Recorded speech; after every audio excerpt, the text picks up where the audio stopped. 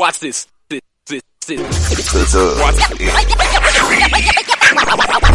Next, football talk is a big hit. Sunday nights to Wednesday nights, we striking a match cause we lit. Y'all know the name, we call it the Dub. On Friday nights, it feel like a club. Getting that VIP treatment on the sideline, they showing us love. Great interviews, go hugs, put in work, go run. Texas youth and high school talking to page on Facebook, hold up. Coach Carter still on the scene, giving advice, he do what he mean. Jay Mack and Swaggy Big, rocking the gear, it's so clean. Big guys and go easy, off the easy, push easy. With my steppers, our special kids, making picks and so easy. Trying to win, we so greedy. All our fans are so needy, cause they need to hear them talk about their club. We do it for the dub. We do it for the dub. We do it for the dub. We do it for the dub. That DF dub. We do it for the dub. We do it for the dub. We do it for the dub. That DF dub. Welcome to the Dub, number one high school podcast starring Pat Boteezy, Jeremy McInnes, Whitfield Roderick, Coach Carr, and Ron Riser. Well, all right. What's happening? What's going on? Welcome to the number one talk show. Speak out. The Dub, baby. You heard it first. The Dub. Hey, I'm Reginald Samples, 6A Division I state champion. I just want to give a shout out to the Dub, my favorite podcast and program. Ron Murray, Mr. High School Holler, K104, the biggest out there at the 214 day camp. Big shout out to the Quentin Jackson, you know, the Duncanville all-world quarterback. It was good. The Quentin Jackson, shout out to the Dub High School Podcast. Big shout out to the Dub, man. I see y'all making moves and doing what y'all need to do.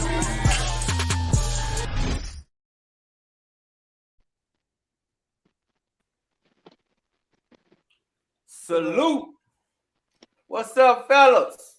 What up, Jay? Hey, man, we sorry, man. We're a little late. Big Pat Boteezy had some technical difficulties.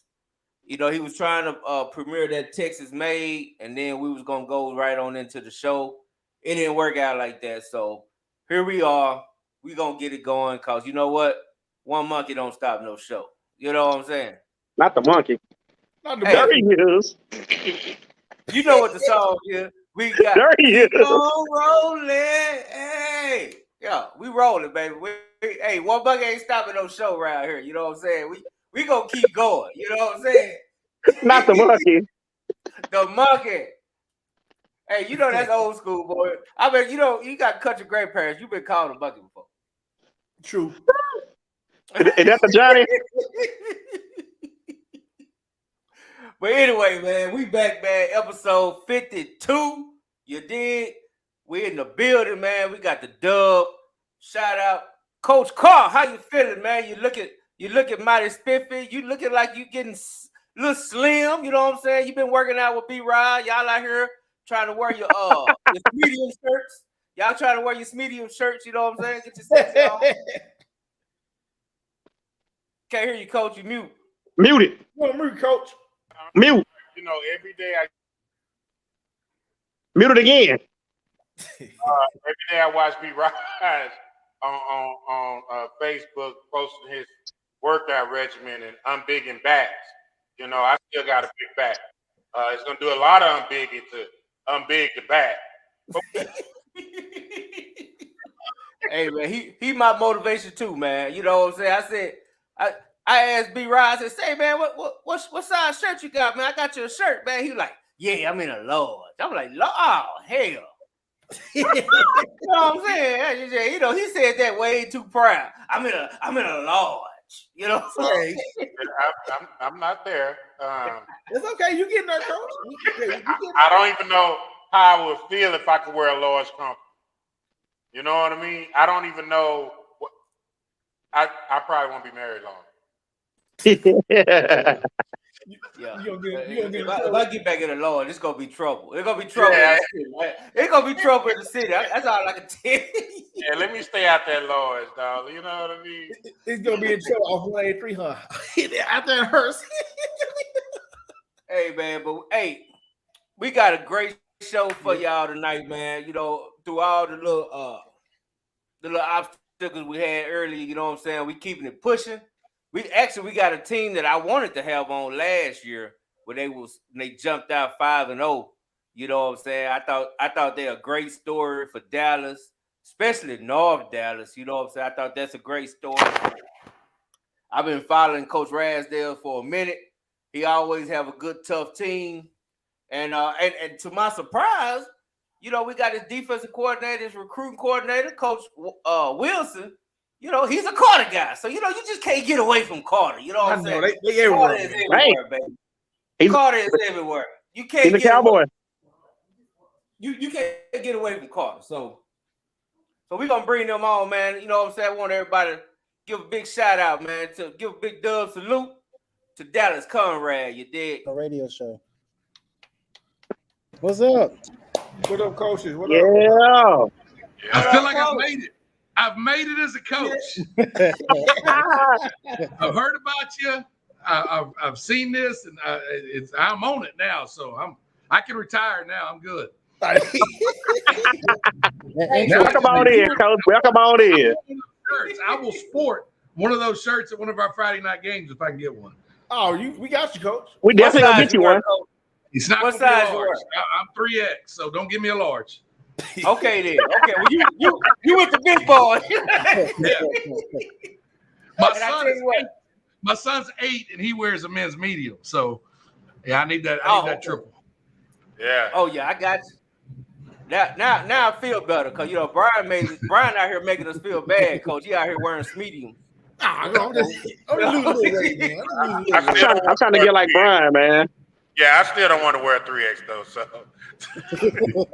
hey, I'm trying to get down for the 3X. I just want to be an extra large. Can I be? Yeah, listen, 1X.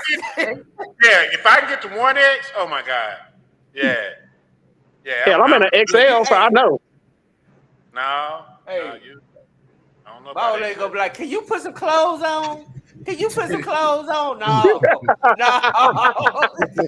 I don't even want to know that they look like. Hey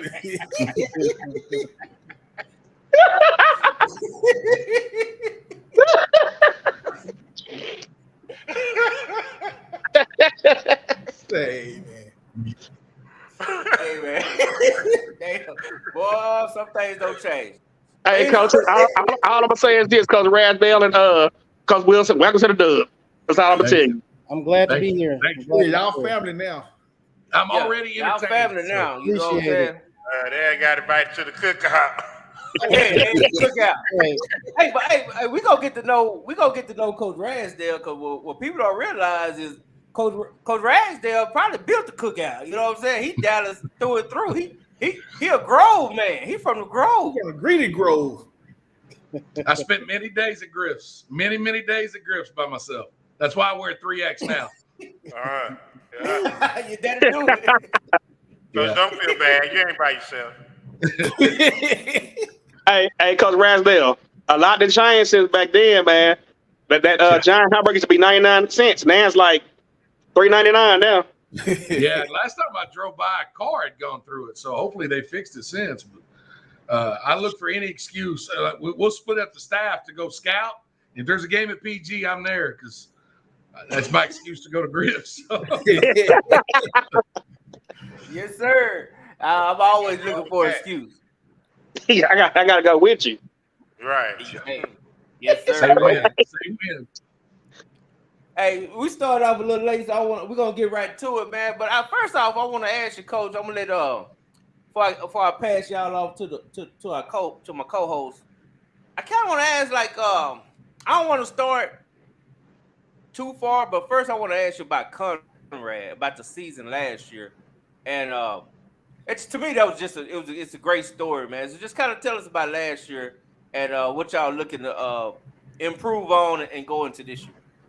You know, going into last year, we had a lot of questions.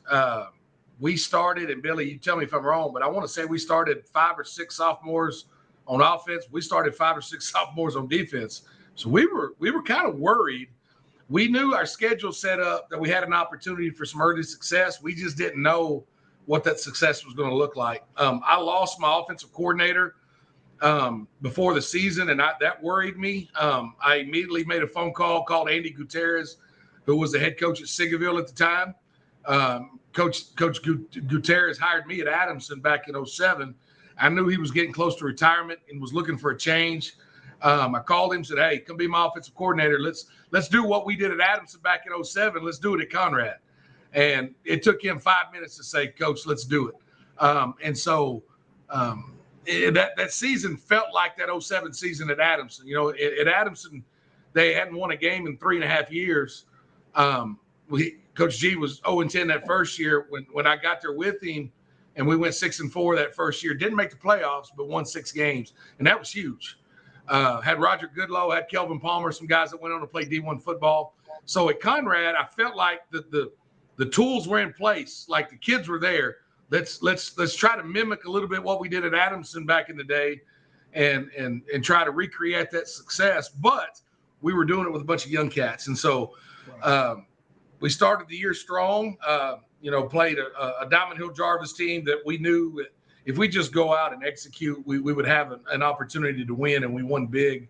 Rolled that right into the next week, into the third week, into the fourth week, and the kids believed. And kids like you have at Conrad, really kids anywhere, if you make them believe that they're special and they have a chance to do something, by God, they'll do it.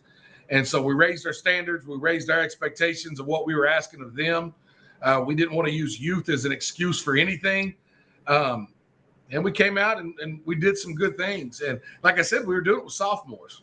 The year before, we lost our entire offensive line. And those are kids that had started. 4 of our 5 offensive linemen had started for 4 years. So those were the only cats playing the offensive line. And then going into last year, we were fresh and we were new. So we were worried about the youth up front. We were worried about the youth at the skill position. But the best part about our kids is the lights never got too bright.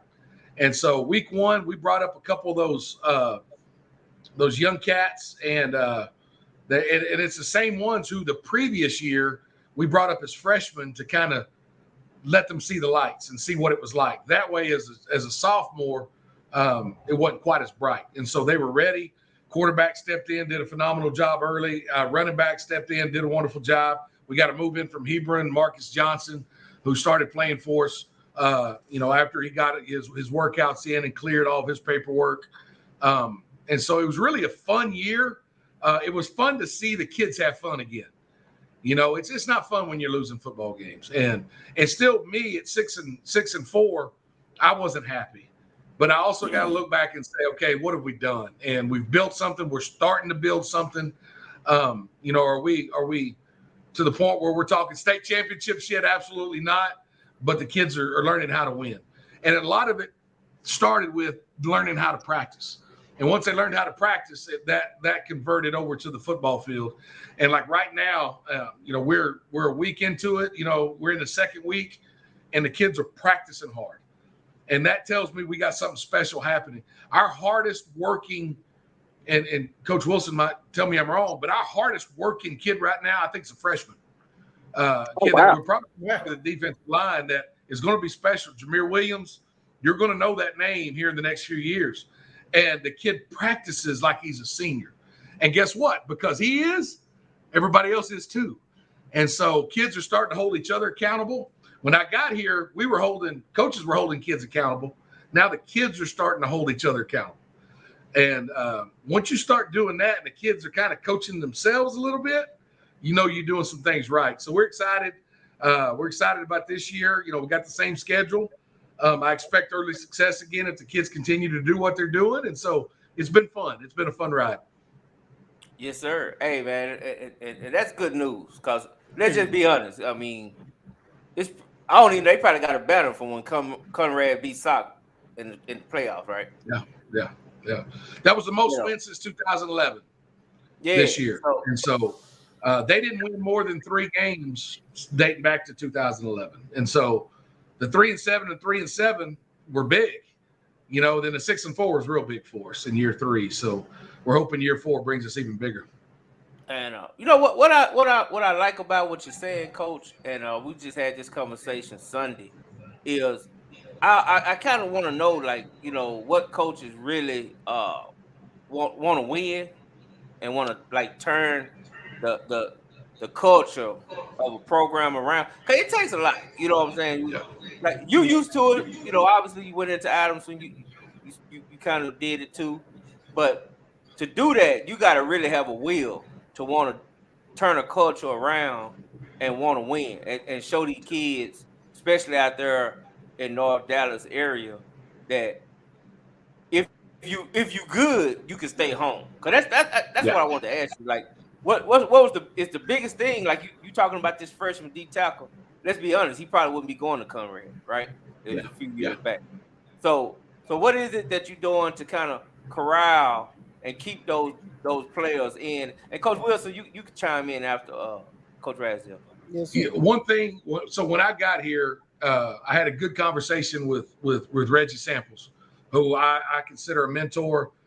He was, you know, at Lincoln when I was at Sulphur Springs, and we played each other at SMU, and I just have followed his work ever since. But I got hired, and then the next day I was at a powerlifting meet, and he called me over to the side and said, "Coach, you can do something there if you can keep your kids there."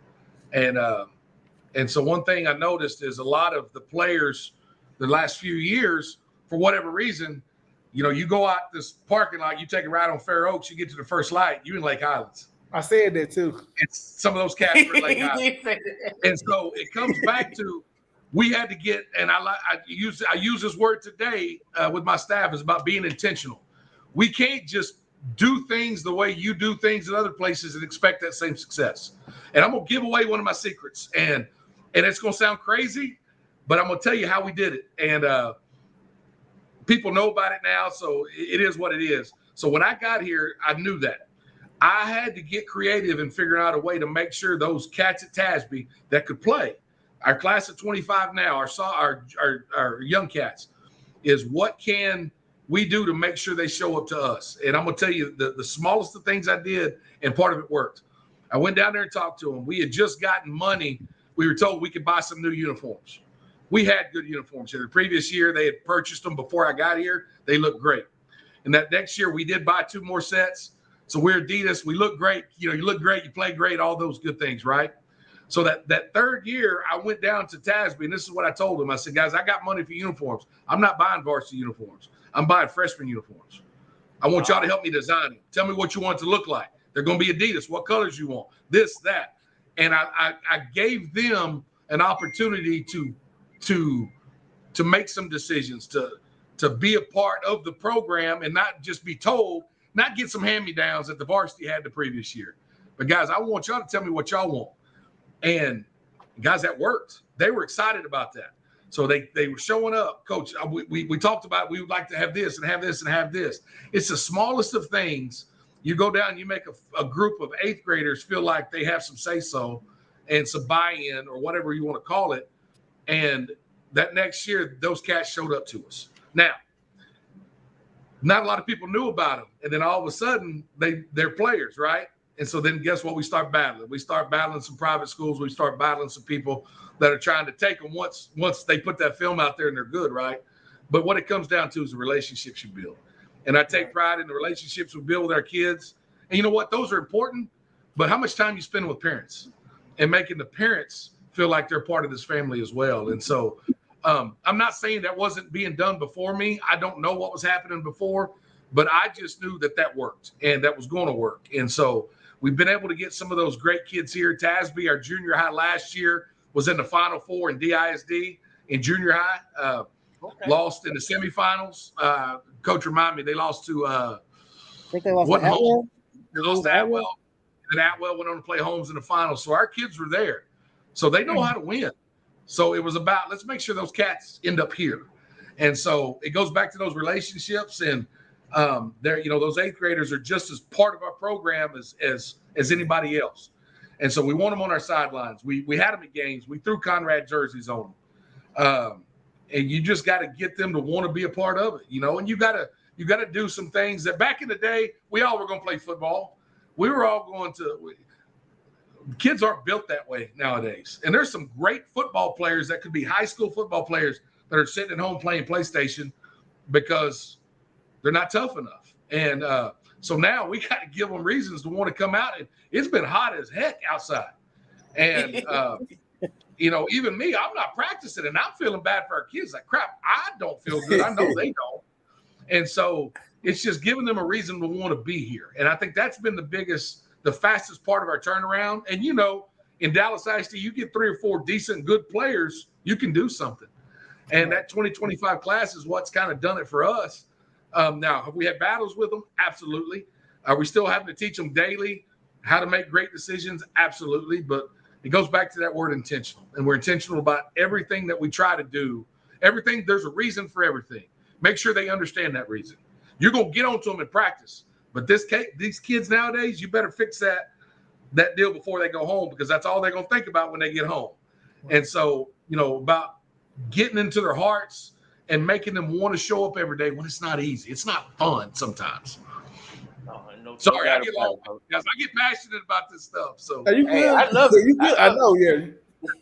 I love it. Hey, Wilson, you want to add on that before I pass it over to B-Roz or Swaggy? Oh, he's totally right. I mean, the kids over here, I mean, I'm going to start from the beginning. So when I first graduated, I graduated from Prairie View A&M University, and I was looking for a job. I was fresh out of college looking for a job. And one of my, I would call him a mentor, one of my, y'all know Justin Owens at UNT now?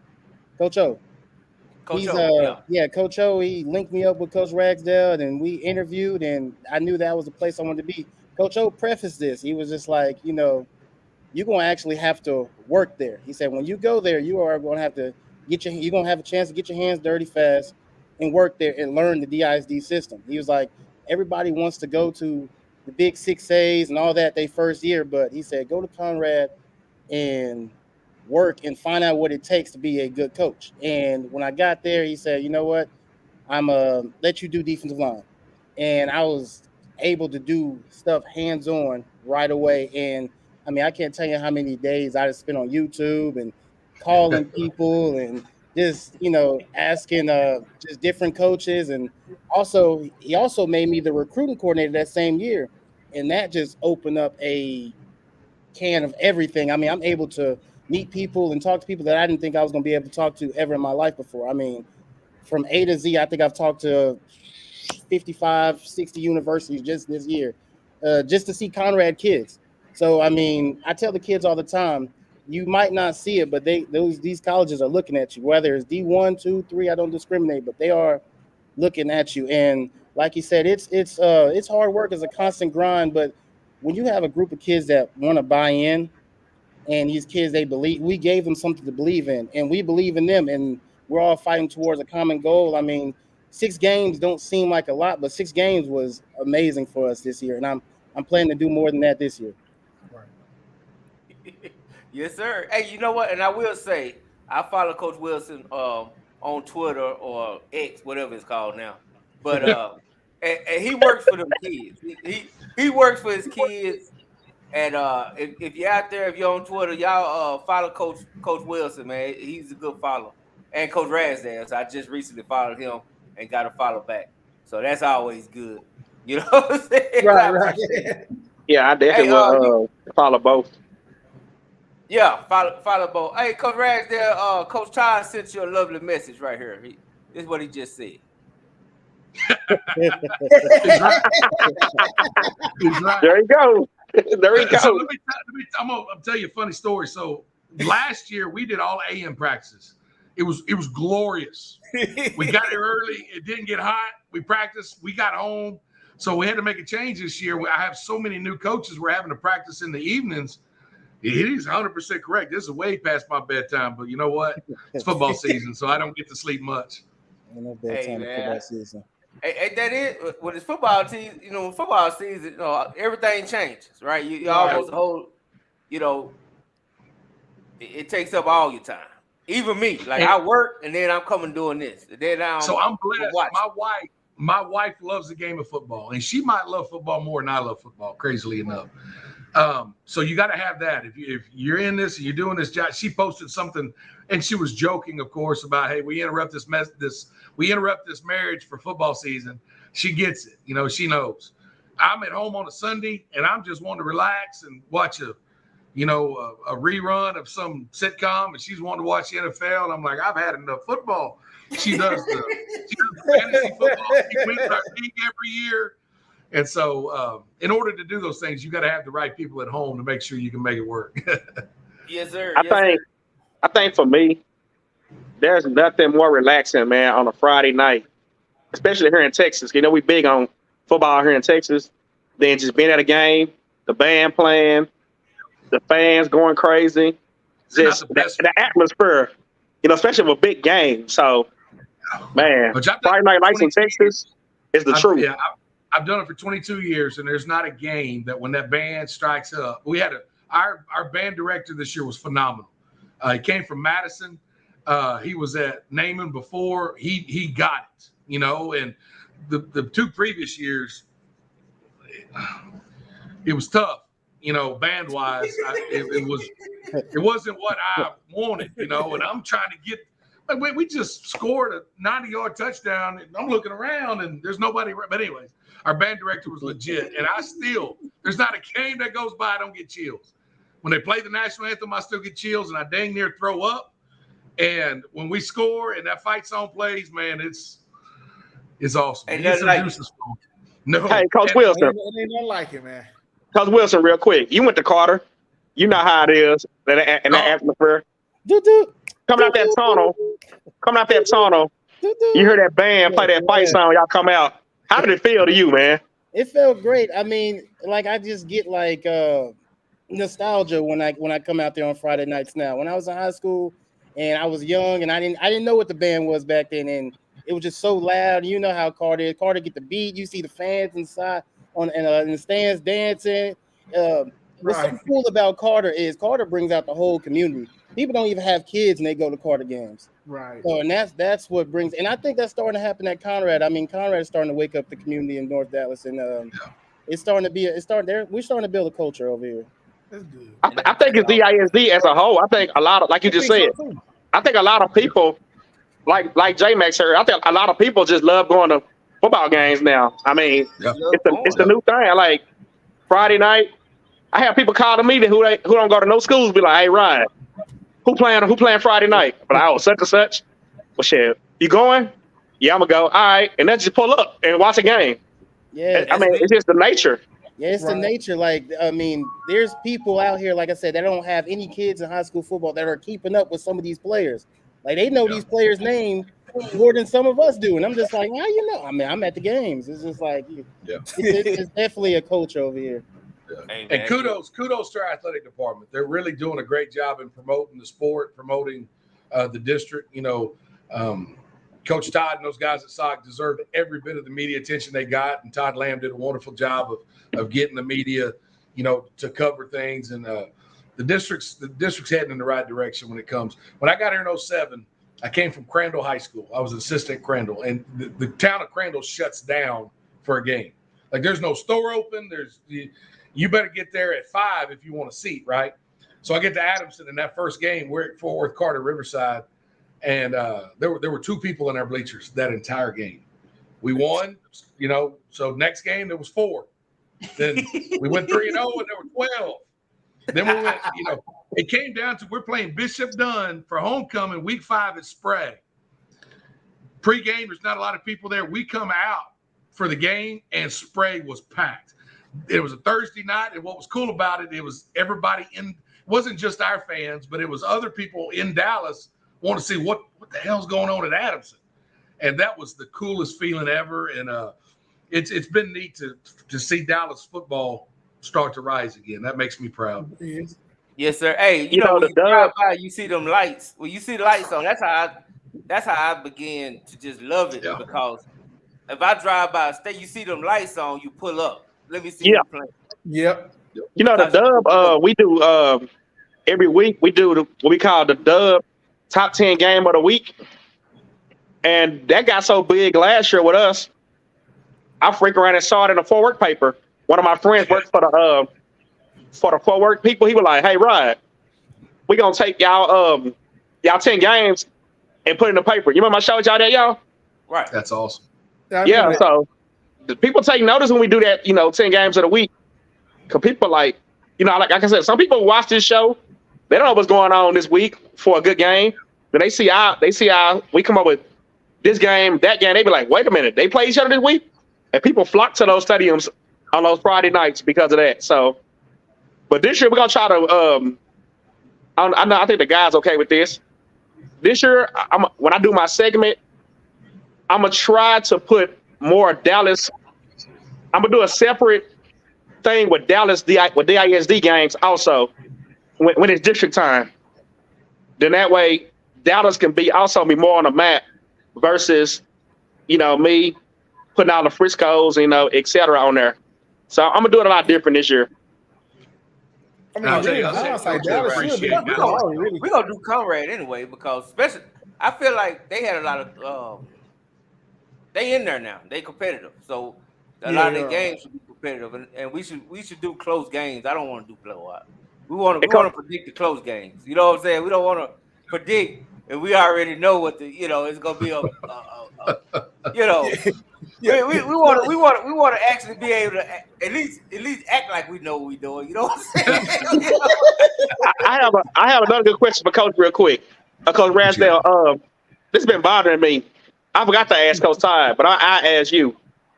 How you feel about the zone district? I don't like it. We met a lot trying to figure out if we wanted to do it or not. And here's how we came to the decision. SOC wants to win state championships. That's where they're going, rightfully so, right? They need games early to get them ready and battle tested for the playoffs. Now, so the logic behind it is it gives them an opportunity to schedule 4 or 5 non-district games, their choice, that really push them. When you're in a 10-team district like we were, they were going to get 1 non-district game and that's it. Wow. So you're talking about playing 1 non-district. You might still get to play that Duncanville game the first week, but now you're in district week 2 in a 10-team district. And so the Woodrow Wilsons, when Coach Benedetto was there, and obviously SOC, they wanted to have the opportunity to play and schedule their non-district. If you don't zone it, you can't do that. And so in the long run, for someone like Jason at SOC, and he might not agree with this, this is just me talking, it gives them the opportunity to play those games that when they get to district, now they ready, if that makes sense. They've been pushed. Last year, we played them 2 years ago, and we talk about, we still talk about, my quarterback, LaDavian Frost, who's already gotten 1 Division I offer, he got as a freshman, he got because of the film against SOC. Oh, wow. We didn't win that game. We got beat, but it was the plays he made against the defense, and we didn't even complete the throws because we weren't catching them because we had the guys worried about what was happening. But the throw was made. He got out of the pocket. It didn't look like a freshman making those plays. That's why he got that offer. But did we make SOC better? I don't think we did.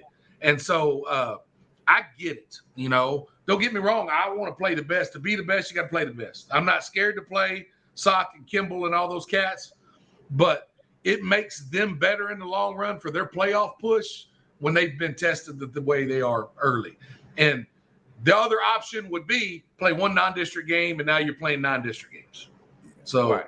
I get it. I get that part of it. It gave us also an opportunity to schedule some teams that gives Conrad an opportunity to have some early success.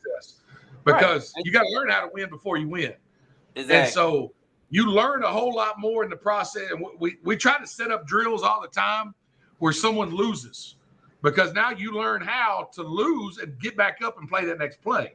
If you're only practicing winning, when that little bit of adversity hits you, you shut down. And so it gave us an opportunity to learn how to win. And the same deal was with SOC. It gives them the opportunity of losses 2 years ago to make them better and win a state championship, if that makes sense. And so I get it.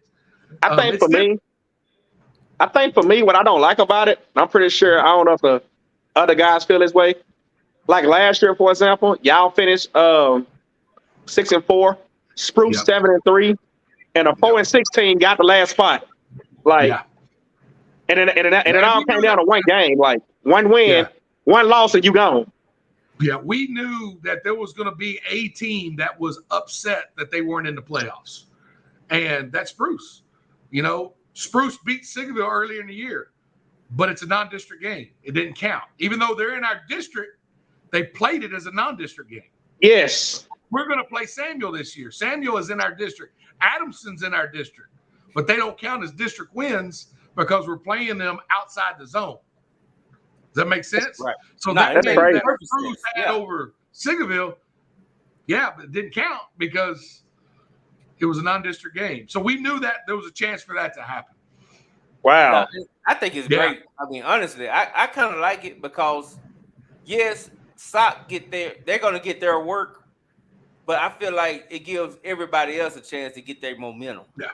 And what it also does is it creates those last 2 weeks. It's a playoff atmosphere the last 2 weeks of the regular season because we don't know who we're going to play. So at least our kids get a little taste of that, what playoffs are like, in hopes that they keep working, that we actually make the real playoffs, and that's kind of exciting the last 2 weeks. What I don't like is after week 9, even though there's 2 weeks left in the season, you already know who your 4 playoff teams are. I don't like that aspect of it. That's tough, but it is what it is. All right, Coach. Coach Carr. Yes, sir. You got anything for my coaches, man? You're a DISD legend yourself. No, I have nothing. I do remember the year that Adamson had that run. I remember watching them. They had a really good quarterback that year. I remember watching them that year. Nah, Coach, man, just keep doing what you're doing, man. You got it. You got it. You know what I mean? You take care of your middle school. You build them from the ground up. You're getting your schedule is set up to allow a lot of early success. Now, the last 5 games you went 1-4, right? Like, do you think the games that you guys lost were? I know you were young, but were you you felt like, okay, we're getting competitive every week, or do you think that early success kind of gave them false expectations moving into? I think if you go back and compare it to the previous season, we were not competitive in a lot of games. A lot of games were. Now we won a couple. We won 3, but the rest of the season we weren't competitive at all. We started out 4-0, and we felt real good about ourselves, and then we faced a good Woodrow Wilson team who I say humbled us a little bit. I think our kids, we needed it. I didn't like it, but we needed it because we were starting to feel a little bit too good about ourselves at 4-0. And so that was a wake-up call after that Woodrow, and it wasn't fun. They have a great football team over there, and it opened our guys' eyes. We needed that. But then you look at the rest of the season, we were able to win one of the crossover zone games. We were competitive in a couple of games. Games that the previous year we might have lost 58-0. We were able to make it a game for at least until we ran out of gas. We went from averaging 8.5 points a game 2 years ago to 32 last year. That's a big change. And and that's really playing a lot of the same type teams other than the zone teams that we didn't get to play against. But we made some strides. But once again, we were young. So there late in the season when we were playing teams that we were more evenly matched against, that's when we were exposed as being as young as we were. We weren't quite ready for that intensity where it's going to go back and forth because we were beating people early by a lot. Now we're in a game that's going back and forth, and our youth showed. And our numbers, our lack of depth showed. For the first time since I've been here, and maybe the first time in school history, we're going to roll out week 1 with 11 on offense and a different 11 on defense. We haven't been able to do that at this school because of numbers and depth. We're excited about that, to be able to do that. And that's exciting, to say that we're able to do that and I think still be competitive. We got Joseph Anthony over here starting on defense that if he gets a carry, he could break one for 80 yards. But we got 2 other running backs that are pretty dang good. And so being able to split like that, I think is going to go a long ways for us in those games. Woodrow's going to have a lot of numbers. Sigerville is going to have more numbers. Steven Jackson is doing a phenomenal job there and growing that program. That's the game we need to go see. Yeah, and so some of these other teams that we're playing are a lot like us in that hopefully we're going to be able to be a little fresher because those 2 years ago, those 3 defensive linemen that were out there, they stayed out there to play offensive line. And guys at 5A football, that's hard. Yeah, That's man. hard. And so we're excited about this year having a little bit of that depth where we're actually, splitting up our practices where this cat's getting an hour and a half of nothing but defense. They're getting an hour and a half of nothing but offense. That goes a long way with a program like this. So we're hoping we see the fruits of our labor when it comes to that. But we're hoping that gives us a chance, Coach Carr, like you said, late in the season, when we're battle tested and everybody's tired and you played a lot of games, that we're still fresh enough to hold it to the end of the season. Coach, I want you to beat Seagerville. Shout out to Coach Jackson. And we love you, Coach Jackson. You know I got a man crush on you, bro. You still my dog. But I like Coach too. So, that's going to be a big one for us. And if we want to be in a playoff, I feel like the Dubs got to be at that game, Coach. I feel like on your schedule, Coach, that game, you guys win that game, it changes the projection of your program. Yeah. If we win that game, and it puts in the playoffs. The way our zone is, you got Woodrow, you got Sigerville, you got Hillcrest, you got us and TJ. We need to beat, 2 of those teams to give us that chance. But then people are, well, then you're gonna draw a sock that week 9 that cry. I don't give a damn. That's okay, Coach. I don't care.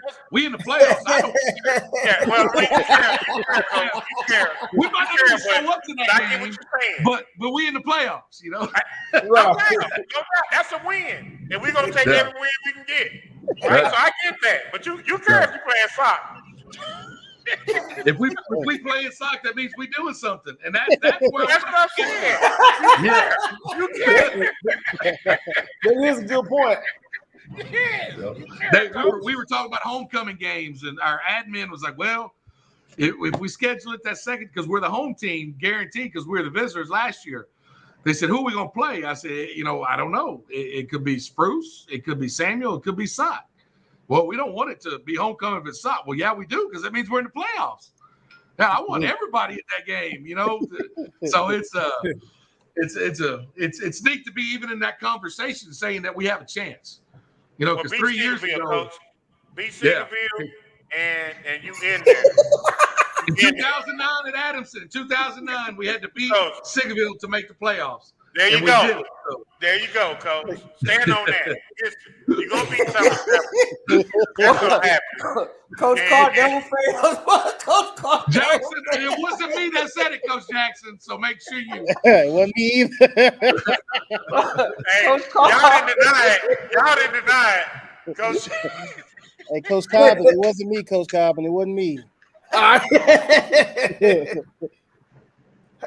know it, man.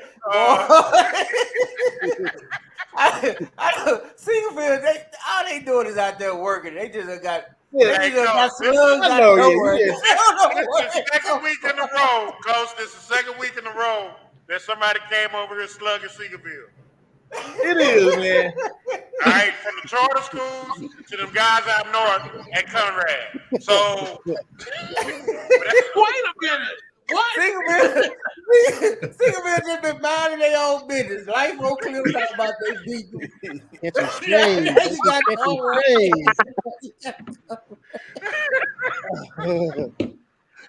I tell you, I want to do this every week. I want to be part of that. You welcome, Coach. You welcome. Hey, anytime you want to pop on, hit me up. I said, I said it's the late. And in all seriousness, as a guy that grew up in Dallas, I have a heart for Dallas ISD athletics. I'm excited about where the district's heading. We don't have what we do. We have an athletic director right now. I want this district to be looked at as something special. And there's so much potential, and it's heading in the right direction. And I hope y'all know that. There's going to be people trying to tell y'all it's broke because of changes that have been made. It's not broke. It's not broke. Ain't nobody going to tell me nothing about DISD, Coach. I am an advocate of DISD. I love DISD football. I'm going to apply pressure. And as a group, we apply pressure to DISD coaches. Yeah. You ain't going to hide. You ain't going to run. You're going to be held accountable. You know what I'm saying? Right, wrong, or indifferent. You know what I mean? But, Coach, we support DISD, and we've known what y'all are just not finding out. We always knew how special DISD was. Yeah. The people around it didn't believe in it. Yeah. This might be one of the best years. Yeah. This might. You beat Seagoville, Coach. This the best year. I'm telling you. Right there. Oh goodness gracious! Hey, Coach Jack, it ain't me. It's on and popping. It ain't me. We put it all on your back, Coach. If you can't carry this to the promised land, we're gonna let you know. Hey, like those tips, they gonna be. If you become a member of the One and Done Boys, we will be grateful for you to be a member of the One and Done Boys. Right. Like Hey, we One would and Done applaud Boys, you for that. That's an accomplishment for some and an embarrassment for others. Absolutely. But hey, if you ain't made the playoffs and you won and done, we celebrate. We celebrate that. Absolutely. So in 2009, when we made the playoffs at Adams, we drew Lincoln, like I said. And Lincoln wasn't, they weren't great that year, but they were competitive. They were pretty good. We were worried, like, okay, if we go to this playoff game, we lose 60-0. Our kids are never going to want to make the playoffs again. We lose, I think it was 21-17. And after the game, it was the funniest thing you've ever seen. All of the reporters were over talking to the Adamson people. Like, nobody was talking to Lincoln. James are standing over there like, what's going on? Why don't y'all want to talk to us? And so we took pride in the fact we made the playoffs, but we weren't satisfied. We wanted to do better, obviously. But, we would have loved to have won that game. But, man, it's just fun. It's fun coaching in this district. It's fun hiring people like Billy who didn't have a whole lot of experience when I gave him a whole lot of responsibility, but I saw it in him. I know he can do it. And I knew his heart was, I want guys that love our kids and want to grow our kids. And I knew he had it. And I knew as a Dallas ISD product, he got it. And so I can hire coaches that have won state championships, but that doesn't mean they can reach my kids. And someone like Coach Wilson can, and that's the type of coaches I look for. And we're starting to see the fruits of our labor now by getting those guys in front of my guys, in front of my kids. And hopefully y'all see a difference in the Conrad Chargers. Hey, man, we definitely gonna see the Conrad Chargers in person this year. When you still on the sideline, and I got your shirt, Coach, because you a 3X. We brothers. We brothers. You gotta get my boy Wilson one too. Wilson need one too. Me too. Oh, you do too? Okay, well, we got you, Coach. We got you, Coach. But I gotta ask you. I do want to ask you a question, Coach. Because you've been around for a minute, and you've held the AD role. Hey, man, I mean, you can answer it if you don't want to answer it, but you got any interest in that DISD AD job? Guys, I love what I do now. I think one day down the road, that might be, a type job that I would like to have, but that's a tough job. That is a tough job. To answer your question, no, not right now. There's people in this district more qualified than me. There's people in this district that I respect that I think would do a better job than me. And I say that because, I recognize that. I have total faith in our district that it's all going to work out the way it needs to work out, and the right person's going to be in that position. But man, I love what I'm doing with the Conrad Chargers right now. I'm eligible to retire in 8 years. That doesn't mean I'm going to retire in 8 years, but man, I love what I'm doing. I left the district because I wanted to see what the grass was like. Was it really greener on the other side? And it was, because it was being fertilized by doo-doo.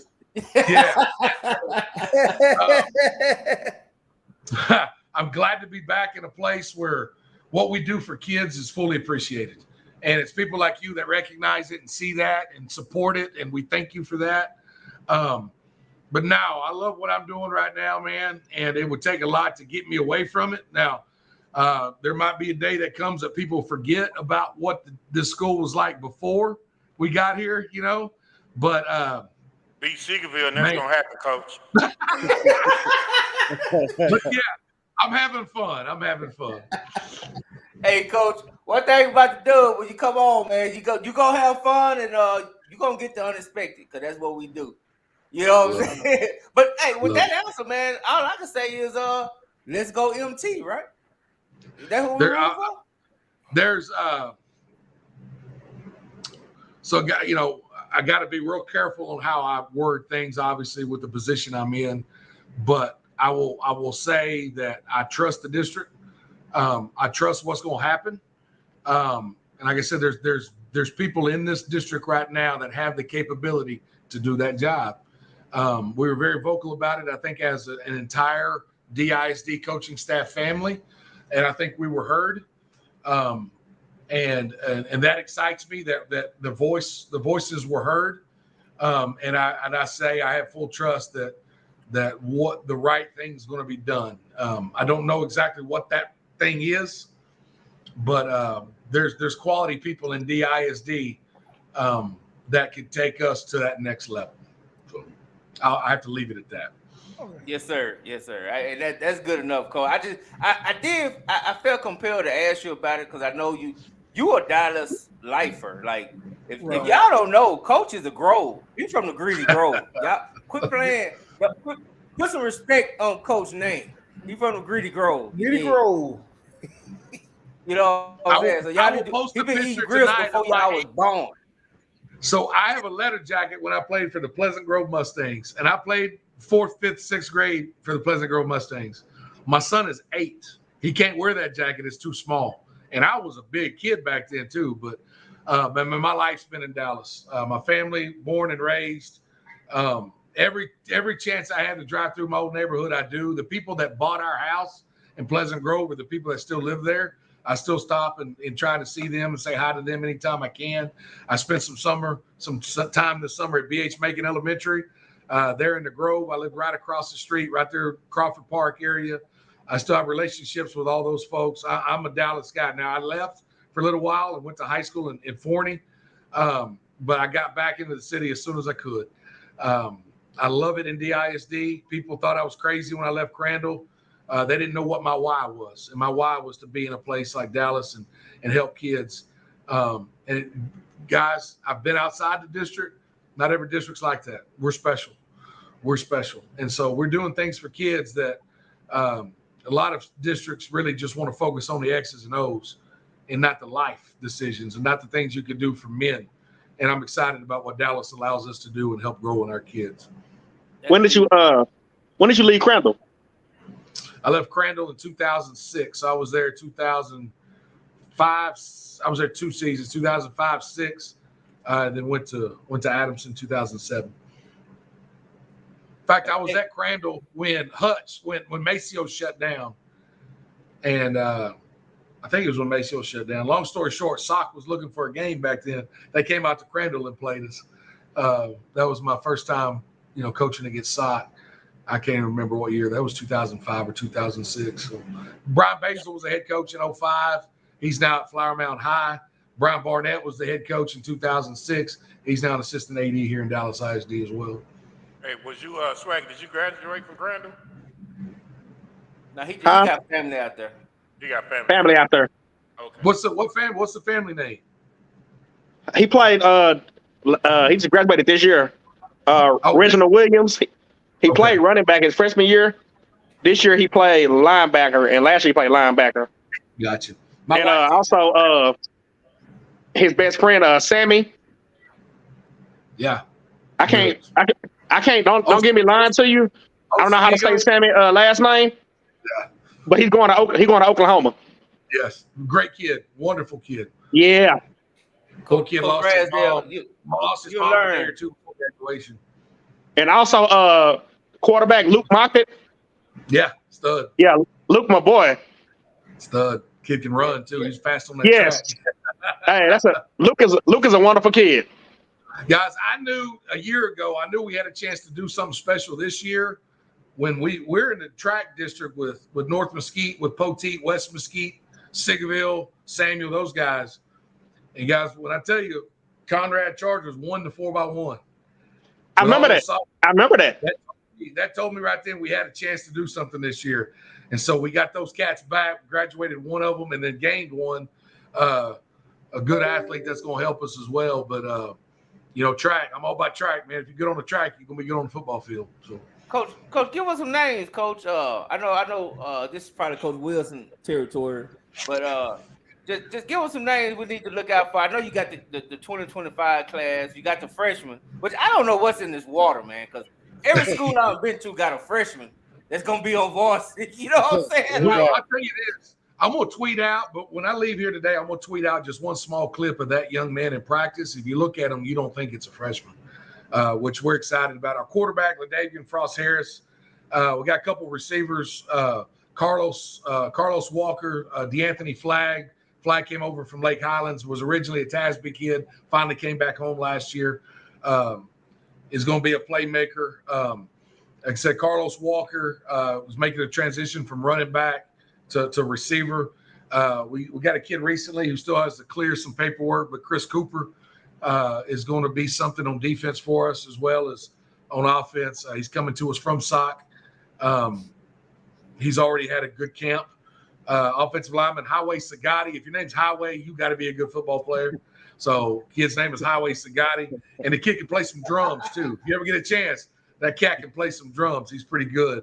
Jameer, we talked about Joseph Anthony, a linebacker, is going to be a senior. But yeah, that sophomore, that junior class now, class of 2025 is pretty special. And I'm telling you, week one, we're going to have 4 or 5 guys that are freshmen this year that are going to get on the field in the first couple of weeks for us on varsity. They're going to be special too. So we got some players all the way from the freshman class to the senior class, which I'm excited about. Sound like a lot of J-Mac, Coach. Hey, J-Mac. That's why I'm gonna tell him when he went to Forney. That's what they call J-Mac.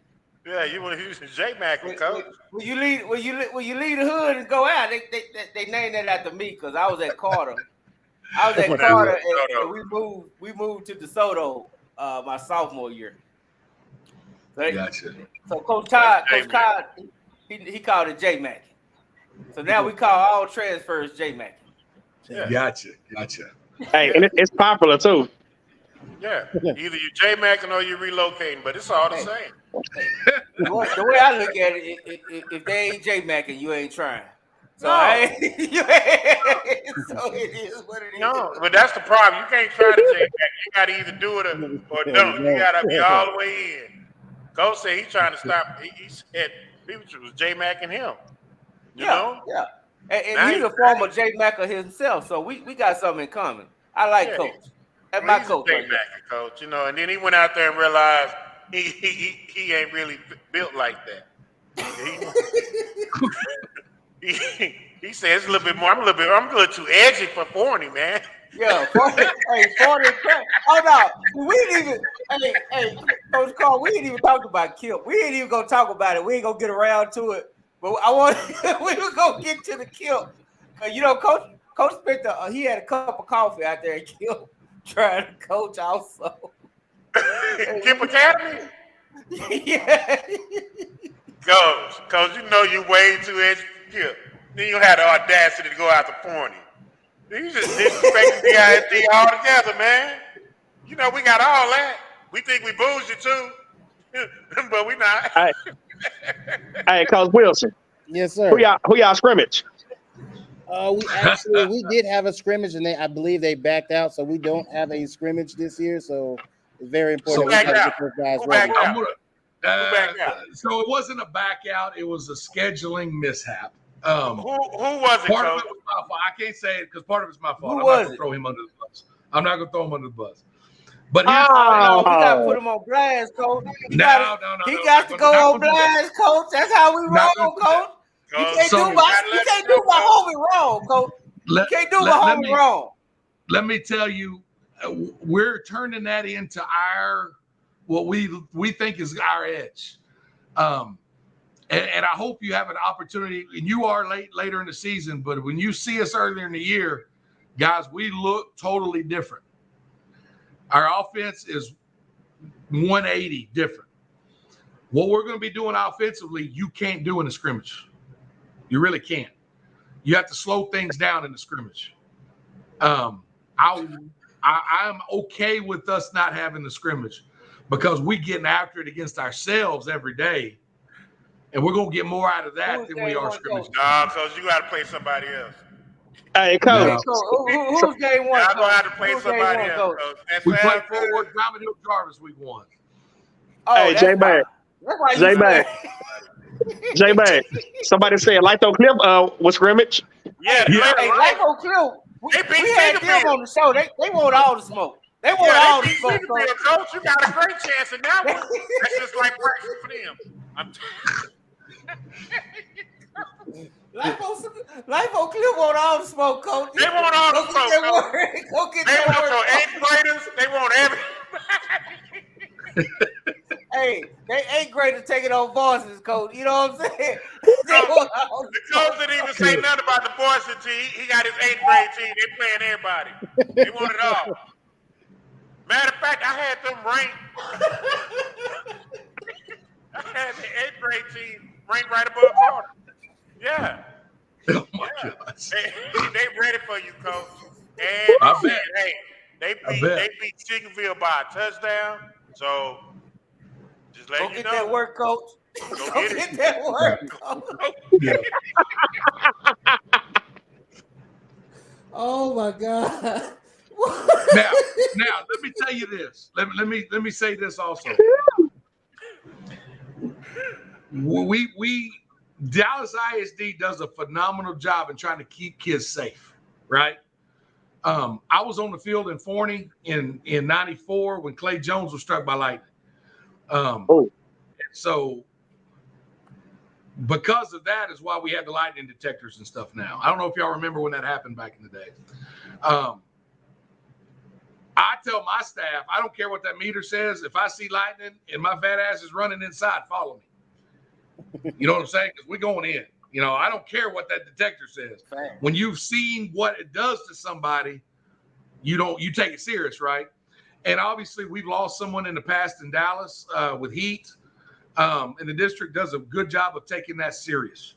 And so we have not had, because of our heat policy, which is good, we've struggled getting some full practices in.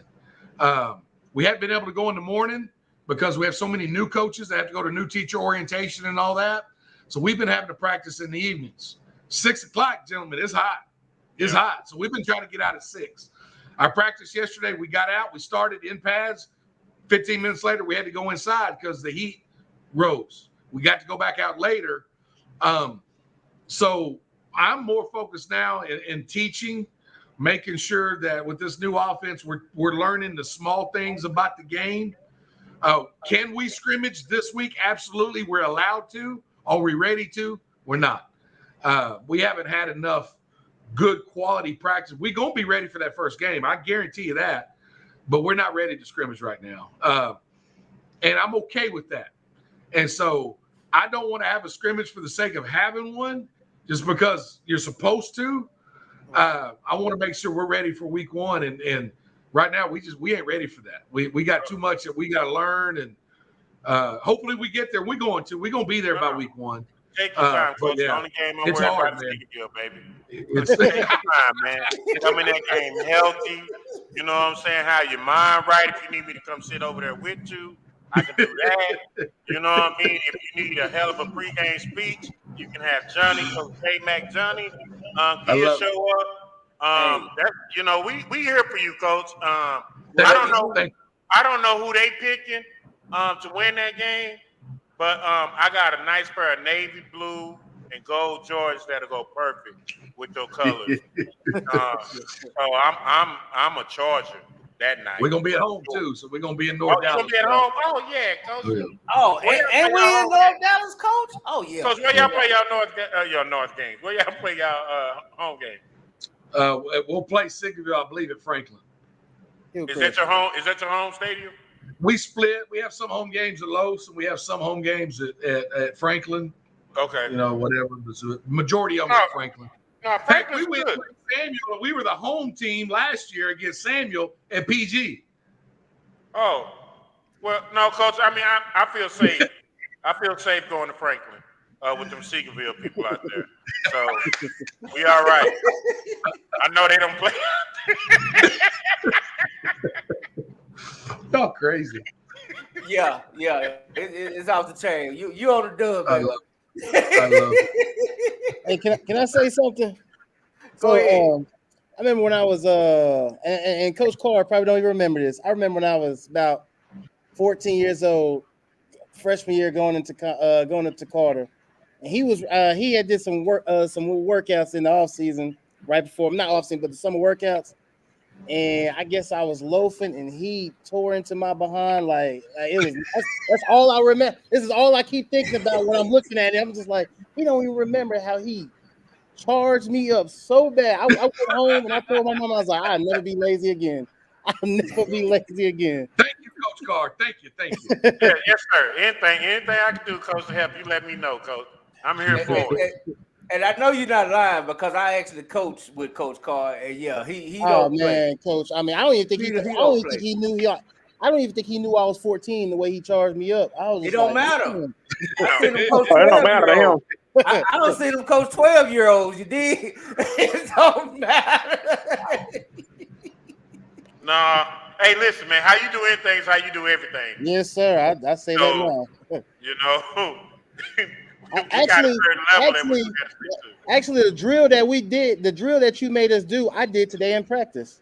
Did you like it? With the tennis ball, getting off and catching the tennis ball. How many of you guys catching? Probably like actually, quite a few caught them today. I was surprised. Okay, did you let it hit the ground first? No, they weren't hitting the ground. Hey, the freshman Jameer Williams, he caught it. He caught it. How close were you to him? Now you got to start backing up. Nah, okay, yeah, tomorrow I'll back up. You got to start backing up now. You know, if they catching it like that, start backing up and make them really have to lunge out of their stance and shoot their hands at the same time. Yes, sir. You know what I'm saying? So just back up a little bit and make them go. Coach Carr, and also make sure you got the ball at your shoulder height. Don't be dropping your hands. You know what I'm saying? I'm coming from way up here. You know, just kind of keep them there so they can start learning how to move off movement. Yes, you know sir. I'll get the drone out tomorrow. I'll get video of it. Yeah.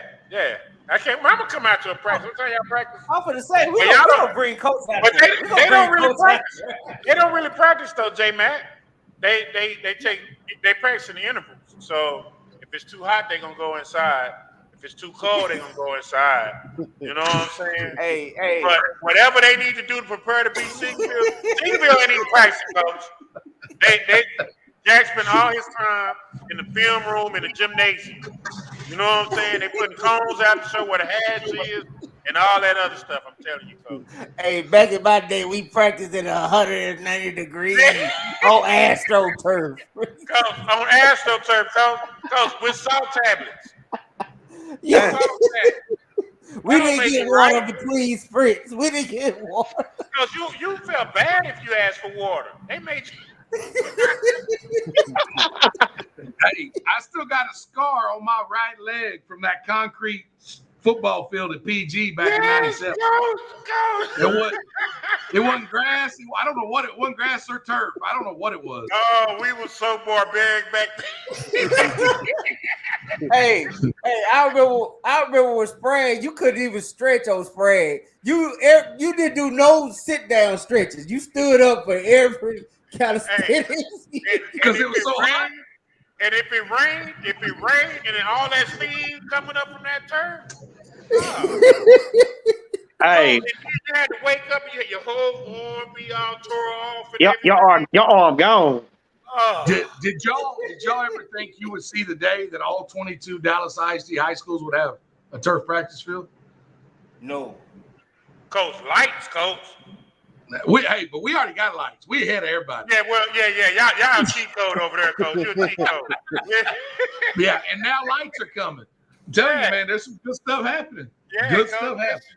It's a beautiful thing, man. I mean, that's what I'm saying, man. DISD has finally started to believe that they are what they could have been. You know what I mean? And I think once it's kind of like everything else. Once everything kind of lines up and everybody get on the same page. And it's funny because it took the district. I mean, it took Sock to win a state championship to make everybody else believe that you can do this. Yeah. And they did a great job in the blueprint in in toughness, the blueprint of grit, having to go over to what was the campus they had to go to practice? Village Fair. And I'm a big believer, hey, if you want to hold, and I want to be, as a coach in Dallas ISD, I want to be held to high standards. I want to be held to the standards of anywhere in the state. But at the same time, give me the resources in order for me to be able to successfully meet those standards. And I think the district has done a phenomenal job in making that happen. Yeah, absolutely. Build a fire. You can build a fire, coach. Yeah. You done already went 5-0. You building a fire 6-4. You know what I'm saying? You got to keep the wood on it. You got to keep the wood. That's where administration comes in, right? Yep. You know what I'm saying? It's their job now to give you the resources that you need to continue to build the fire. You showed them, I can build this fire. Now, with your help, you know what I'm saying? They gonna call me the what they call that little bird that get in trouble all the time? Smokey. Hey, he said I can build a fire with your help. I can burn this whole damn. Yeah. Hey, coach. We know it's getting late, man. I don't want to keep y'all. I don't want to keep y'all too late, coach, man. But I really appreciate Coach Ragsdale, Coach Wilson. Hey, Will, you know I feel old, don't you? Coach Wilson played at Carter with my son. I know, Coach. When he said he was 14, and you just dated me like a big dog. I hate you, but I was destroyed though, Coach. My was destroyed. Look, Coach Wilson, listen, man. As a Carter alum, bro, I'm proud of you, man. You know what I'm saying? Keep doing your thing. You know, we rooting for you, man. And if there's anything that you need, anything I can help you with, man, don't hesitate to reach out. Yes, straight sir. up. Thank you. You know what I'm saying? Whatever we can do to help you, man, we behind y'all. Straight up. Yes, sir. Now, if we're gonna have to, bro, don't call me. I want Coach Carter to meet this freshman. Yes, I do want to meet. I think he needs to meet the freshman. Yeah. So we do something. We did it last year. We'll do it again here soon. We do a print T-shirt day. We don't tell the kids we're doing it. We just wear a crazy shirt to practice, break up the monotony of practice. I usually, Billy, I'm usually in my Biggie shirt, my Tupac shirt. I want a Dub shirt. That's going to be the one I wear for our print. Our first print day. So let me know. I'll come to you. I'll come get it from you if I need to. So okay, you're gonna be coming to Tarrant County, but come on. I'll be there. I'll be there Friday night. Hey, you know what I'm saying? He just said we're gonna go watch a scrimmage in Fort Worth Friday night. So who are you going to watch scrimmage, Coach? We're gonna go watch Diamond Hill, our first opponent. Oh, that's your first game. Yeah, hey. Diamond Hill versus A+ Academy. Oh, okay, yeah. I'm gonna send you my number because we actually gonna be at that Friday night. I think I'll be at it's the Crowley, right? Yeah, Crowley versus Heritage scrimmage. Are you going to a scrimmage Friday night? No. Yeah. It's Heritage, yeah. Yeah, Colorado Heritage. Yeah, that's this Friday. Yeah, it's Friday. Okay. They didn't play spring football? Well, they got a new coach. They didn't have a coach doing spring. Yeah, Coach Lynn just got there. That's right. I forgot about that. You're right. Got there blocking everything. Yeah, he is. He out there just doing shout out South Lake. Y'all need to find a running back.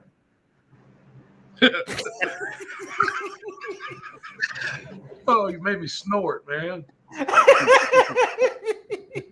Just don't take ours. Don't take ours. Yeah. Oh,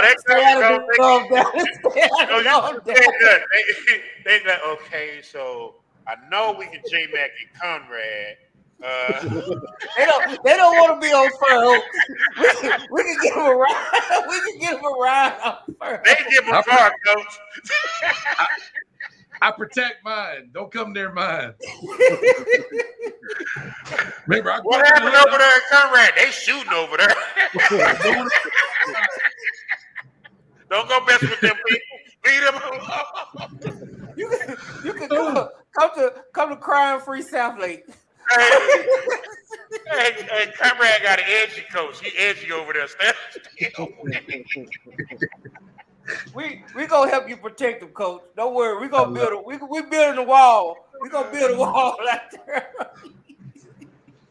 But hey, man, I really do appreciate y'all, man. Y'all welcome back anytime. This was fun. I ain't gonna lie. This was a fun show.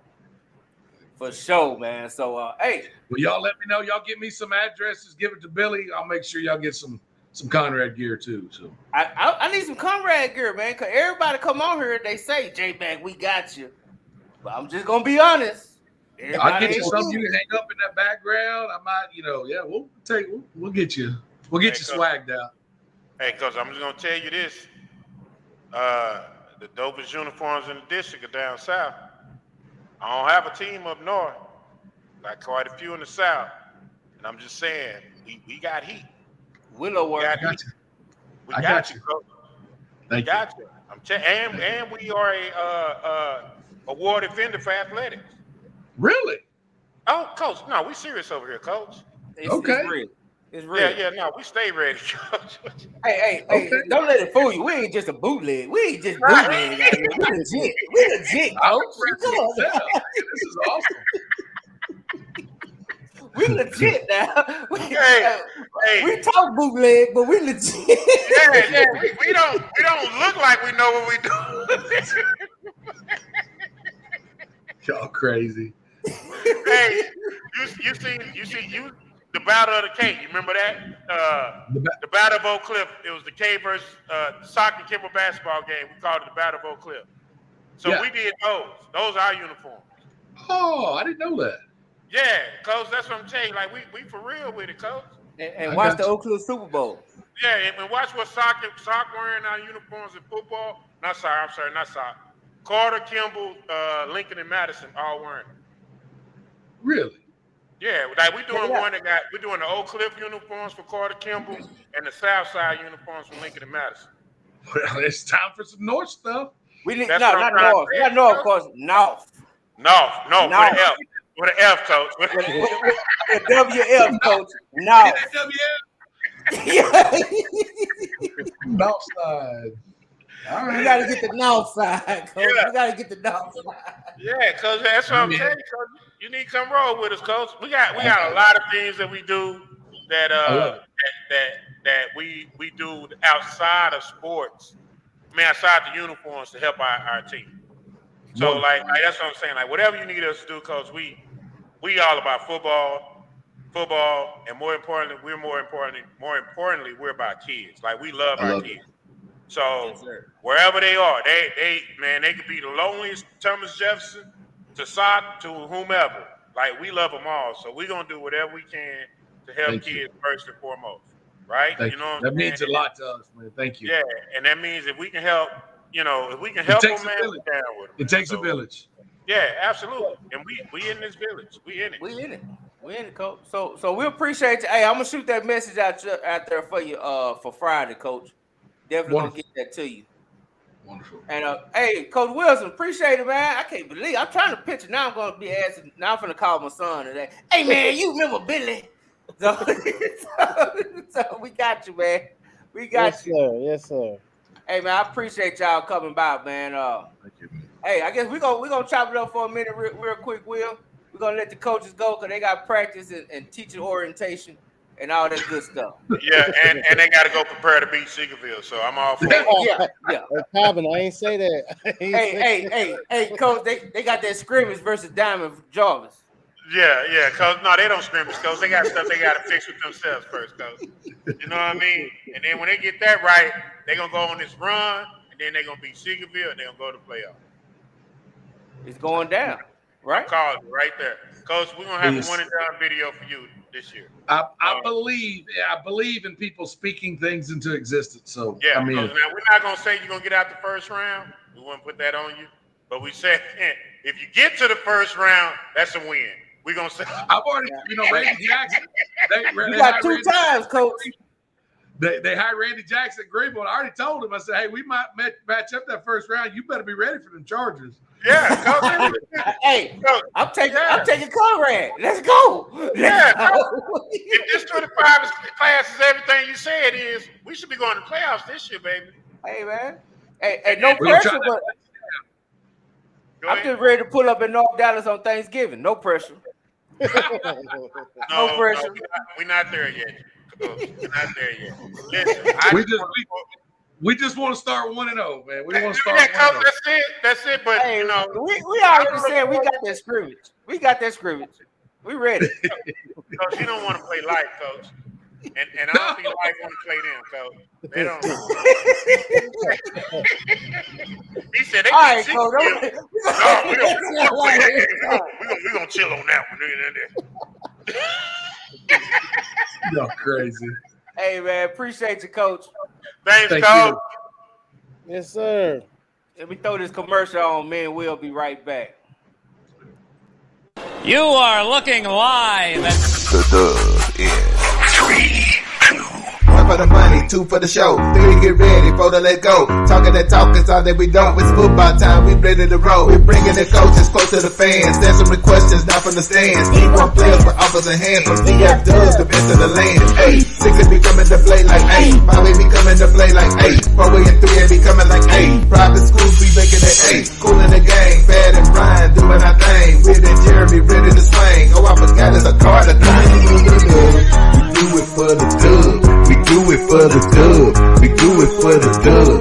Welcome to the Dub, the #1 high school podcast starring Pat Motizi, Jeremy McInnes, Whitfield Roderick, Coach Carr, and Ron Riser.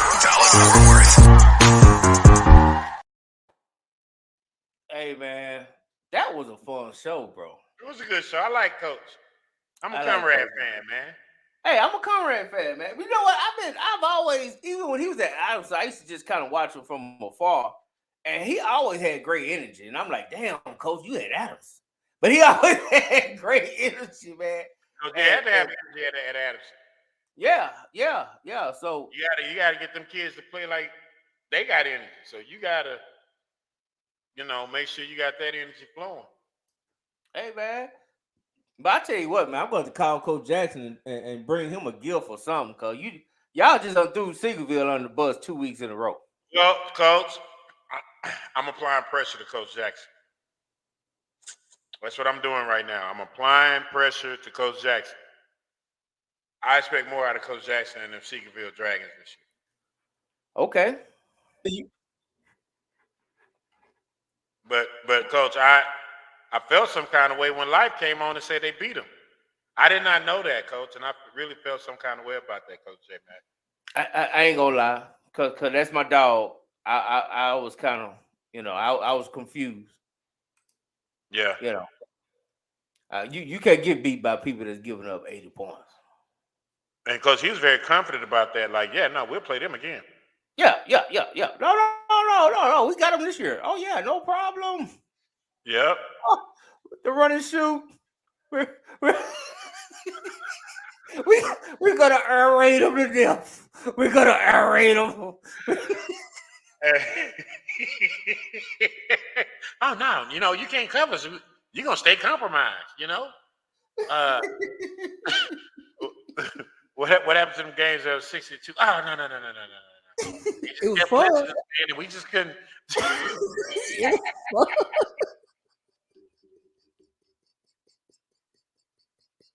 All right, man, you got to stop, man. You got to stop.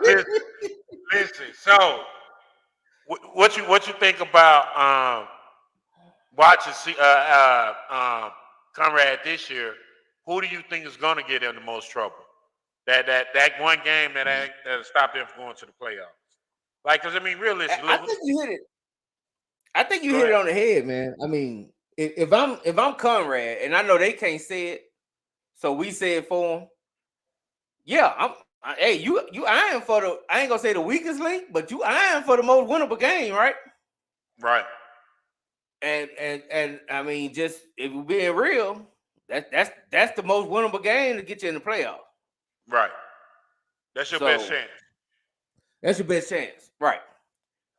So, hey, man, I said DISD. I am proud of DISD, man. People can talk all the noise you want, but I tell you what, I take DISD over Fort Worth. I take DISD over Austin.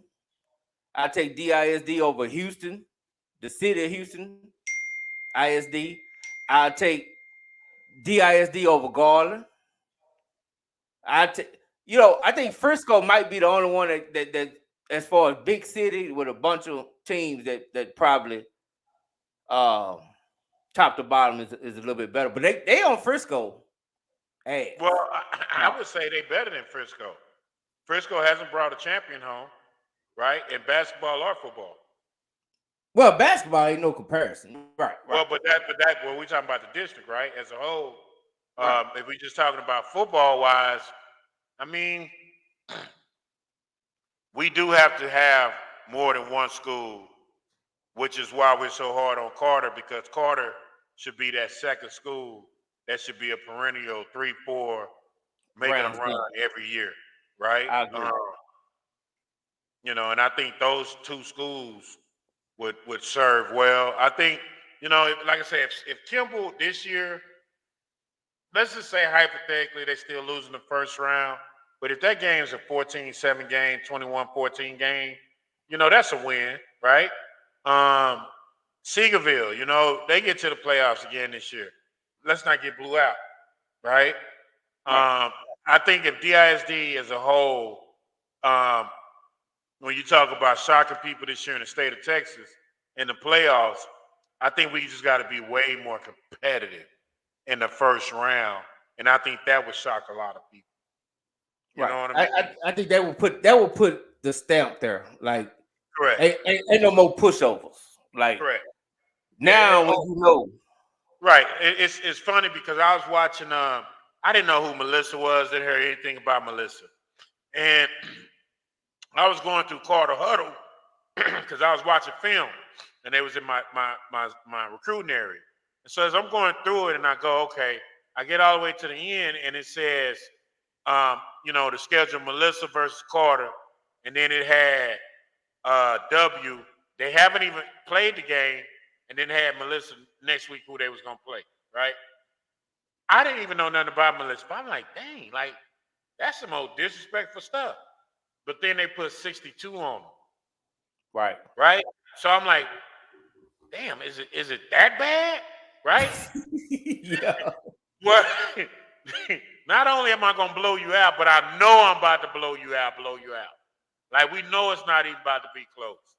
And I think once the ISD could shrink that as a whole collectively, you know what I'm saying? I think that's a win. That's helping us move this thing forward because shoot, they getting paid the same amount of money as these suburbs. So they gotta start earning their money, man. Yeah. You gotta represent. I mean, you can't be paying head coaches almost 6 figures and you routinely going 0-11, correct, 0-10, whatever. You know, that's unacceptable. Correct. That's unacceptable. And I'm with you on that one. I'm with you on that one. But I think it's gonna be interesting, man. Now, Conrad definitely got my attention. I'm gonna definitely because they have a lot of Thursday games, so I could pull up at their games at pretty much with ease on Thursdays. So I'm definitely gonna be checking them out. I'm interested now, man. You gonna have me at the damn Seagoville game? I'm gonna be. I'm at that game, bro. I'm at that game. I am at that game with my Conrad gear on, repping. So you just basically telling Seagoville is 9-0. I'm telling Jack that we need to see more out of him. And to me, that game is a game changer for both schools. On one hand, Seagoville is supposed to beat Conrad, right? Which gets them in the playoffs. They can do what they need to do, right? Right. On the other hand, Conrad needs to beat Seagoville to turn that corner. You know what I mean? So in a lot of ways, that game is really for that final playoff spot. That 4th spot. You right. Yeah. Hey man, it's beautiful in Dallas. I don't care what nobody say. Dallas is popping. Dallas is popping. They got competitive games. They started to have competitive games every week. We're gonna leave soccer out of it, but for the most part, everybody else is competitive games. They compete. Right, and coach, even if it's competitive and it's bad football. Well, we eliminate the bad football. We on 5A right now. We're talking about. Because I just don't want to sit in no 5-hour game. You know what I'm saying? Like every time we go to a DISD game, 2 things gonna happen. This game gonna either last 4 hours or it's gonna be over in 2 hours because they running the clock. Yeah, we gotta find somewhere in the middle. Yes, we got somewhere in the middle. Will be I great. tell you what, final thoughts, man. Give me your final thoughts on Coach Ragsdale and your boy Wilson. You probably called Wilson. I started to ask Wilson. I'm gonna ask him later on. Did he ever come out of Coach Carr's mouth? Because Pepe came out of his mouth. That probably wasn't a good thing. No, Pepe didn't come out. That was reserved for one person. Stop that. I love that kid to this day. You know what I mean? If Coach Carr say Pepe, I'm telling you, it's over. That's all I know. If Coach Carr say Pepe, it's a wrap. No, stop. Did he No, call you Pepe? No, because Wilson probably still listening. Because Wilson, if you in these I didn't call you Pepe. Now, if I did, Coach, and it motivated you, you're welcome. You're welcome, Coach. You know what I mean? You're welcome. You're welcome. If that, you know what I mean? You're welcome. So that's why they call you Coach J Mac. You know what I mean? That's why they call you Coach. That's it right there. You know what I mean? But here's my final thoughts, man. I love the energy that the coach got. I love his attention to detail and going to build a program. So kudos for that. You know what I mean? Weight room now, he got to pick and choose when he's going to go outside and practice. Because you can't sit here and say we had great practice, but we don't practice all the time. I don't know. So I need clarity on that. Hey, it's going to show on the field. But I'm with him. I'm with that program. I'm going to rock with him this year. I believe that they beat Seagerville, they'll make the playoffs. And I think it'll be a great year for Conrad. So I'm excited, man. I want to see what they got. Yeah, my final thoughts is shout out to Batman and Robin because both of them disappeared on us. But thank you for showing up. You're welcome, Coach. You know, anything I can do for you, I do it. But I'm gonna be honest, man. I was extremely impressed with Coach Ragsdale, and we didn't even get a chance to dig into cause like I said, he's a Pleasant Grove, like he's a Dallas lifer for real. You know what I'm saying? Like he really is a Dallas person. Like he's Dallas. So I'm really impressed with him. Like I said, I feel old as hell because Coach Wilson played with my son. So now you know, I feel real old. You're not old. I mean, that guy's the DC. He's the DC and the recruiting coordinator, dog. You know usually how long it takes, and he got to be a pretty good coach too because he's shot up the ladder pretty good. Well, yeah, he is a pretty good coach, and he had a good location too, right? So, like JL said, you know, you had a place where he could take them bumps and bruises, and nobody gonna notice. You know what I mean? So, and he can also grow, but he's also in a place where he can grow and people will notice. You know what I mean?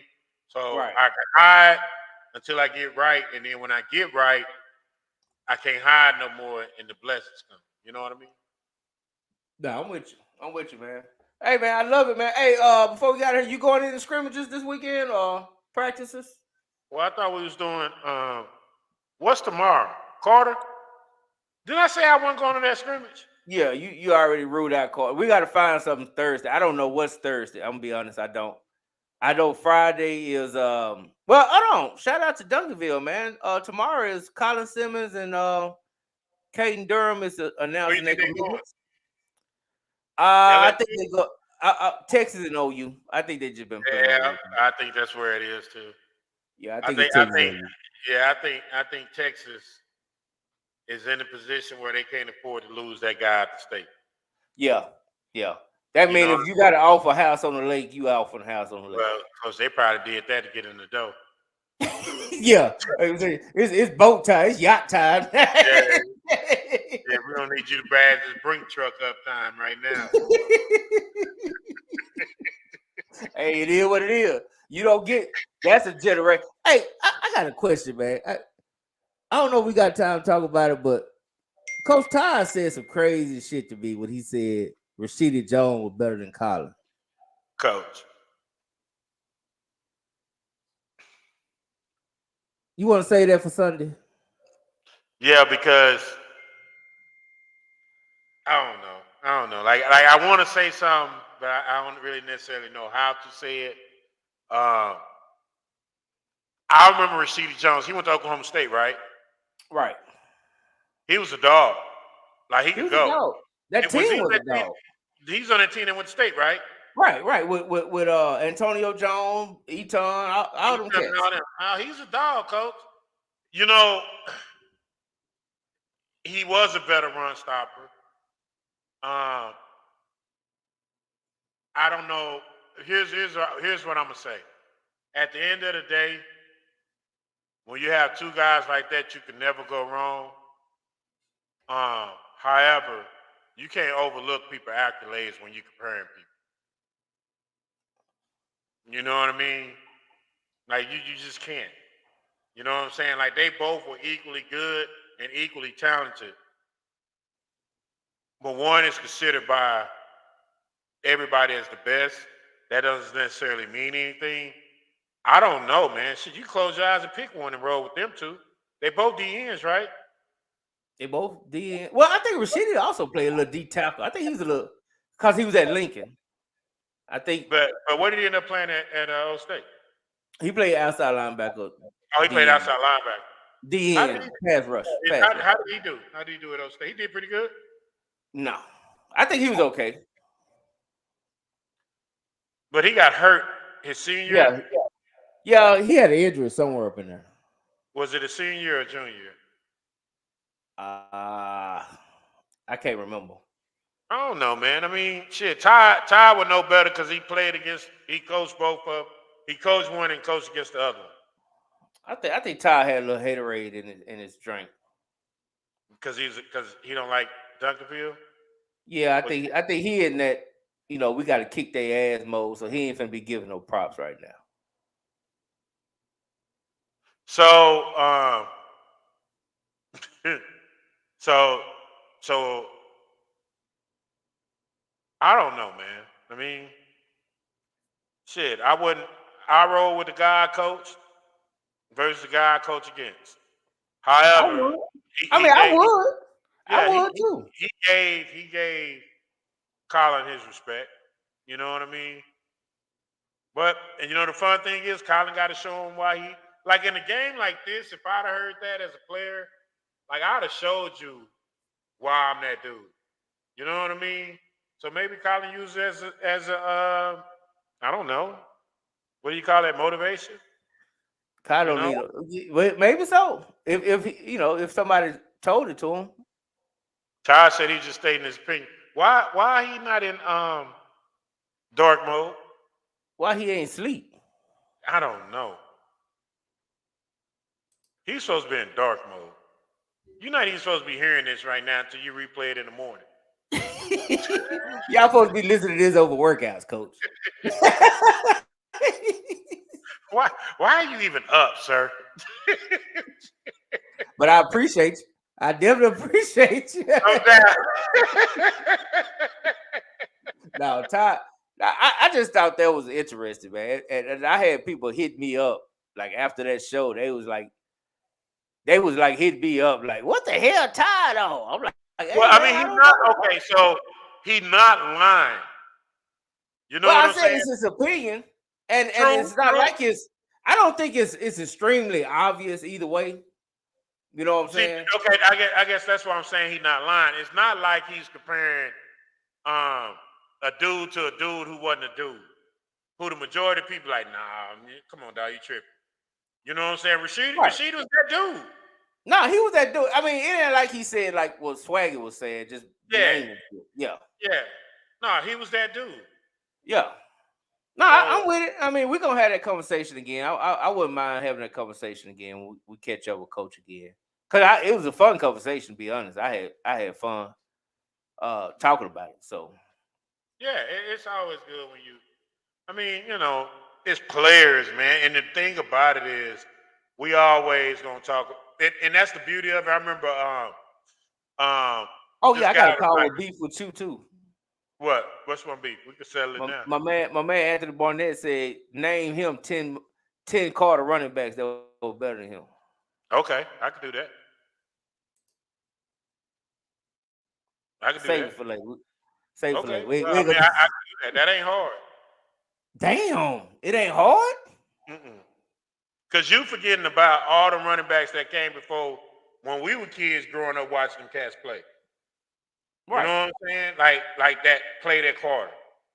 You forgot about Lafayette Turner, Chris Jackson, Ennis Haywood, Darren Lewis, Greg Hill, Andre Richardson, Jesse Cornelius, Darrell Wilson.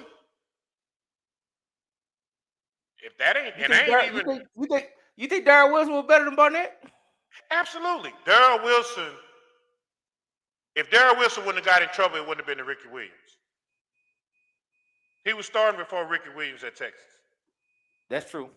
And he was cold, man. He was the big runner. He was like I always thought he was like the second coming of Eric Dixon because he was just huge, dog. That was a huge dude. Yeah. He was huge. Yeah. Yeah. You didn't even forget about Gary Edwards, who wasn't even a full-time running back. Hey man, I always felt like David Jones could have been one of the best if he wouldn't have got in trouble. See what I'm saying? It's a lot of running backs that came out of Carter. A lot of them. Hey, so. Coach G said we need to chill before Coach Todd put the ski mask on and want to do a drive-by. So we gonna go. Man, Todd go to sleep, man. Anybody look, Coach G, tell Todd to go to sleep.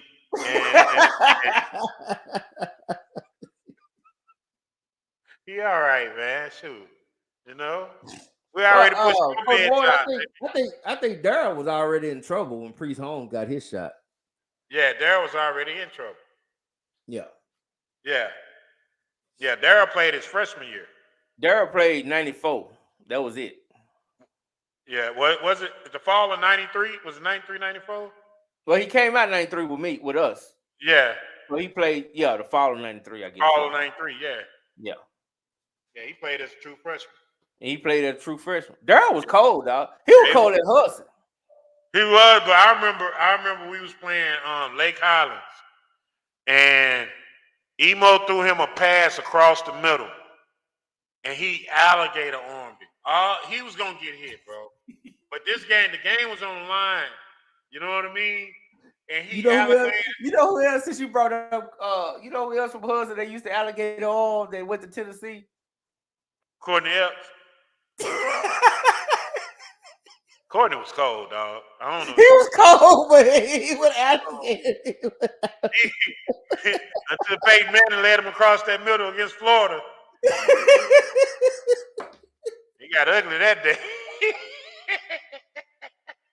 Man, let's get out of here, man. We don't get out of here, man. You gonna have me get phone calls tomorrow. You niggas hate. You niggas hate. I just speak facts, baby. You know, I ain't making this up. You know what I mean? I ain't making it up at all, baby. Now, I like Anthony Barnett. I remember when he was at Atwell. I liked him. Him and Jarvis. He went to San Diego State, had him a good career, played for Brady Hoke, my position coach at Michigan. Yeah, it's all good, man. Hey, man. You still my guy? I don't know, man. I don't. We'll talk about it at the scrimmage, man. What scrimmage is that? The Crowley Heritage. Because we got to go by Colleyville Heritage. I just want to talk to them cats over there. I'm with it. Let's do it. All right, man. We holler. Appreciate you, Coach. Yep. Now about to witness the strength of street knowledge. All right, Coach. First anniversary of the Dub. What does the Dub mean to you? Man, the Dub is how you get information. You get information from everybody, man. You get to learn. It's kind of like, you're fellowshipping without all having to be in the same room. I thought it was a great idea when y'all first came out. Oh man, it means a lot, man. About a year or two ago, I went through a situation, man, and I remember J-Mac, my boy Rod, they asked me, they like, hey man, you wanna do this show? I'm like, what? And they like, you would like it, man. So I'm not gonna lie, man, I done met some good people, some coaches, so man, it done been a real blessing for me, it's been a blessing in disguise for me for sure. I'm gonna start with probably what Roger said a while ago. J-Mac hit me up, man. He was just like, say, man, I got a good idea. Yada yada. I was listening. I'm like, yeah. He was like, man, I'm introduced to this dude named Pat, man.